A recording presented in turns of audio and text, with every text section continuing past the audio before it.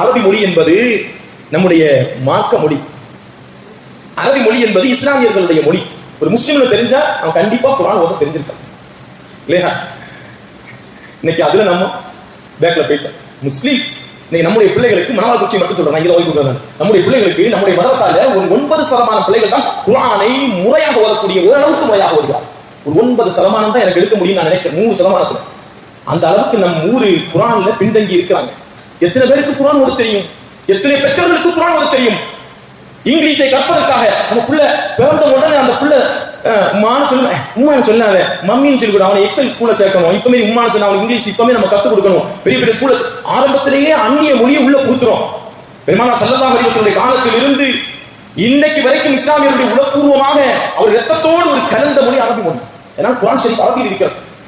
இதை படிப்பதற்கு நம்ம பிள்ளைகளுக்கு நம்ம எப்படி முக்கியத்துவம் கொடுக்க நம்முடைய மதரசாவுடைய நிலைமை எப்படி தெரியுமா? நாளைக்கு மதரசால 90% பிள்ளைகள் லீவ் கேட்டாங்க. ஏன்டா ஸ்கூல்ல ஆனுவல் டேயா?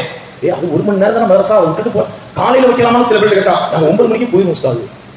சில பிள்ளைகளுக்கு ஸ்கூல்ல ஆனுவல் டே கிடையாது, நீ ஏன்டா வரல? நாங்களும் அந்த ஸ்கூல்ல போறோம். மதரசா பாடங்களுக்கு இன்னைக்கு வருது எப்படி தெரியுமா? வீட்டுல ஒரு திருமணம் இருந்துச்சுன்னா 1 வாரம் மதரசா பிள்ளைகள் வராது, 1 வாரம் வராது. எங்கடா போன? மாமா கல்யாணம் உஸ்தாது. மாமாக்கு தான்டா கல்யாணம், 1 வாரம் என்ன வராச்சு? நம்ம கேட்க முடியாத ஒரு காலகட்டத்தில் நம்முடைய இஸ்லாமிய கல்வியை, குர்ஆன் கற்றுக் கொடுக்கக்கூடிய கல்வியை ரொம்ப பொழுதுக்காக ஏதோ தேவைக்கு குர்ஆன் வந்து பிள்ளை சீக்கிரம் வயசுக்கு வந்து ஆளுங்க குர்ஆனை கற்றுக் கொடுத்துருங்க சீக்கிரம் அப்படின்னு. என்னடா இது வயசுக்கு வந்த பிள்ளை குர்ஆன் ஓதக்கூடாதா? அவருக்கு மதரசாவை குறைக்கூடாதா? இன்னைக்கு தவறான ஒரு எண்ணம் இஸ்லாமிய குடும்பத்தில் இருக்குது. நம்ம புள்ள பெரியவர்களாக அவர் மாசம் அனுப்பிடக்கூடாது. யாரு சொல்லி தந்தது? எந்த ஹதீஸ் அடிப்படையில், எந்த வரலாற்று அடிப்படையில் சின்ன இஸ்லாமிற்கு வந்தது? அந்நிய கல்வியை கற்றுக் கொள்வதற்காக, மரணத்தோடு முடிந்து போகக்கூடிய கல்வியை கற்றுக் கொள்வதற்காக அவுரத்தை கூட வளைக்காமல் இன்னைக்கு நம்ம பிள்ளைகளை வேகமாக ஸ்கூலுக்கு அனுப்புறோம். நம்ம பிள்ளைகளை மதரசாவுக்கு ஒரு பிள்ளை பெரிய பிள்ளை ஆயிட்டா, இன்னைக்கு நம்ம மதரசால ஒரு 5-6 பிள்ளைகள் பெரிய பிள்ளை ஆகி ஏதோ பெற்றோர்கள்ட்ட ஊக்குவித்ததுனால அந்த பிள்ளைகள் வர்றாங்க. அந்த நேரத்தை அந்த மாதவிடாய் நேரத்தில் மட்டும் வராம இருக்கிறாங்க. அந்த நேரத்தில் கூட ஹதீஸ் சம்பந்தமான, மார்க்க சம்பந்தமான விஷயங்கள் படிக்கிறாங்க. குர்ஆன் மட்டும் தான் வரக்கூடாது. ஆனால் இன்றைக்கு ஒரு 8 வயசுல இருந்து பிள்ளைகள் குருவா ஆரம்பிக்கிறாங்க. உணவுடைய மாற்றத்தினால 8 வயசுல இருந்து 9 வயசுல இருந்து பிள்ளைகள் வீட்டுல பெரிய பிள்ளை வராங்க. அந்த பிள்ளைக்கு எத்தனை பேருக்கு குர்ஆன் தெரியும் நிறுத்தினா? அந்த பிள்ளைக்கு எப்படி குர்ஆன் தெரியும்? திருமணம் முடிக்கக்கூடிய பெண்ணுக்கு பட்டம் பிஎஸ்சி படிச்சிருக்கா, குர்ஆன் தெரியுமா? தமிழ்ல தெரியும், யாசீனா தமிழ் புக் வச்சு ஓதுவோம்.